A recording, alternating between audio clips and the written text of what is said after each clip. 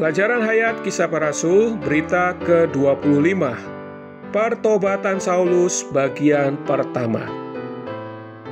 Kisah Para Rasul pasal 9 ayat 1 mengatakan, sementara itu hati Saulus masih berkobar-kobar untuk mengancam dan membunuh murid-murid Tuhan. Ia menghadap imam besar. Saulus menyetujui pembunuhan Stefanus, dan orang-orang yang melempari Stefanus dengan batu meletakkan pakaian mereka pada kaki Saulus. Saulus, seorang penganiaya, adalah seorang muda dengan pendirian yang sangat kuat.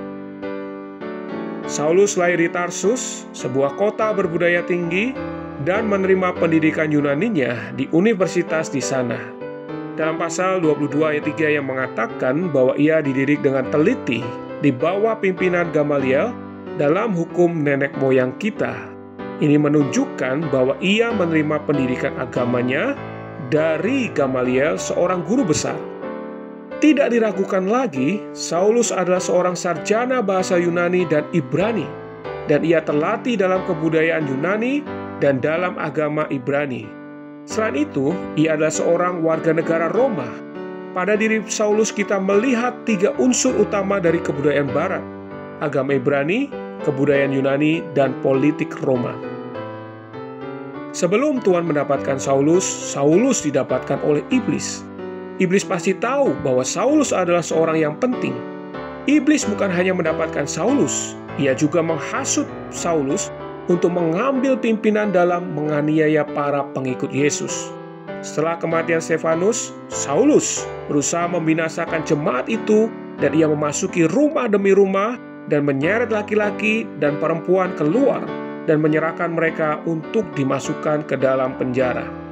Sangatlah bermakna bahwa Lukas sengaja memakai kata membinasakan untuk menunjukkan bahwa Saulus ingin menghancurkan, memusnahkan seluruh gereja dan semua pengikut Yesus.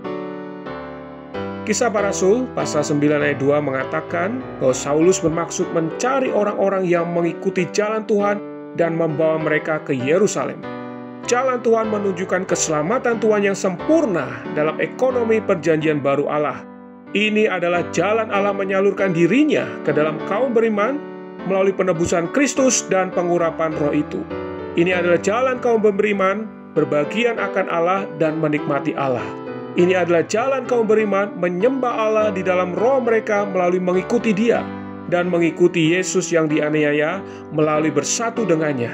Dan ini adalah jalan kaum beriman dibawa ke dalam gereja dan dibangun menjadi tubuh Kristus untuk memikul kesaksian Yesus. Jalan dalam pasal 9 ayat 2 itu mencakup jalan kebenaran dan jalan yang benar yang dibicarakan di dalam 2 Petrus pasal 2 ayat 2, ayat 15 dan ayat 21. Jalan kebenaran adalah jalan kehidupan Kristen menurut kebenaran yang adalah realitas isi perjanjian baru. Jalan ini memiliki sebutan-sebutan lain yang sesuai dengan berbagai kebajikannya, seperti jalan yang lurus, jalan kebenaran, jalan damai sejahtera, jalan keselamatan, jalan Allah, jalan Tuhan. Tuhan Yesus mengamati Saulus waktu ia berjalan ke Damsyik.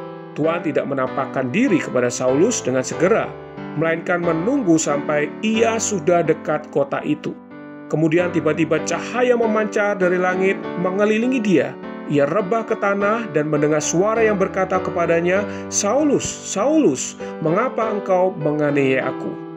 Aku di sini adalah aku yang korporat, yang terdiri atas Tuhan Yesus dan semua orang berimannya. Ayat 8 mengatakan Saulus bangkit berdiri lalu membuka matanya, tetapi ia tidak dapat melihat apa-apa. Mereka harus menuntun dia masuk ke Damsyik. Ini adalah penanggulangan Tuhan terhadap Saulus. Dulu Saulus mengira dirinya sendiri berpengetahuan hebat, mengetahui segala perkara tentang manusia dan Allah. Sekarang Tuhan membuatnya buta, tidak dapat melihat apa-apa sampai Tuhan membuka matanya, khususnya membuka mata batinianya, dan memberinya amanat untuk membuka mata orang lain. Dalam pasal 9 ayat 10-19 kita melihat bahwa pertobatan Saulus diteguhkan melalui Ananias. Tuhan mengutus Ananias, salah satu anggota tubuhnya, untuk pergi kepada Saulus, membawa Saulus masuk ke dalam kesatuan tubuh Kristus. Tuhan berdaulat atas segala sesuatu. Menurut pemilihannya dalam kekekalan, dia dapat membuat seorang penganiaya yang paling kejam menjadi satu bejana, menjadi rasul yang terkemuka untuk merampungkan amanatnya. Kisah Para Rasul pasal 9 ayat 17 mengatakan, lalu pergilah Ananias ke situ dan masuk ke rumah itu. Ia menumpangkan tangannya ke atas Saulus, katanya, Saulus saudaraku, Tuhan Yesus yang telah menampakkan diri kepadamu di jalan yang engkau lalui, telah menyuruh aku kepadamu, supaya engkau dapat melihat lagi dan penuh dengan Roh Kudus. Pemenuhan Roh Kudus dalam pasal 9 ayat 17 adalah pemenuhan yang di luar. Menurut prinsip keselamatan dalam ekonomi perjanjian baru Allah, Saulus telah menerima Roh Kudus hayat di aspek esensial pada saat ia bertobat, sebelum kedatangan dan penumpangan tangan Ananias atasnya.